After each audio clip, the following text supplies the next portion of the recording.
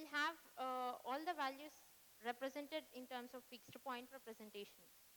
So the normalization is made here in a way that we get the first one, and the one, all the numbers are represented as 1 point something.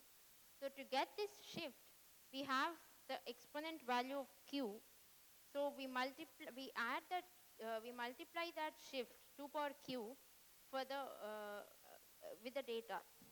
So applying log on all these tables, we get the equation to find out the log of S of m. The first table, the second table result is taken and subtracted from the third table, which is an common values. And then the shift is actually added, q log 2. Again, if we observe, again there is much more optimization that can be done. Again, if we observe the x1 table, that turns out to be all at the negative values. So these negative values are all having last 3 bits as 1. The 12, 13, 14 and 15, 4 bits are all 1. So the x1 table, instead of having 16 bits in each location, it is optimized to 12 bits in each location. So 12 into 2 power 10 is the memory size for the x1 table, optimized memory size for the x1 table. Now we need to actually subtract x1 intersection x2 from x2.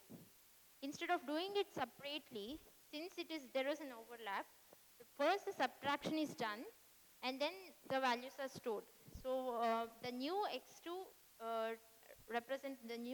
table represented there, box represented there, shows the subtracted values after x1, x2 and x1 intersection x2. Here also it is observed that the least significant 12 bits are said to be redundant. They're all zeros. So we remove all the least significant 12 bits, and the remaining 4 bits only represent that new x2 table. This is due to when we subtract values, the smaller values, and since we have only 4 bits in each location, this turns out to be 4 into 2 power 10 as a second table size.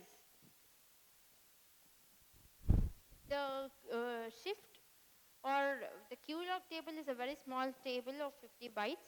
Finally, this ends up as instead of having x2 and x1 minus x1 intersection x2 to be subtracted separately, we have optimized it to 2 tables, x1 and new x2, along with a small table of 50 bytes for the shift.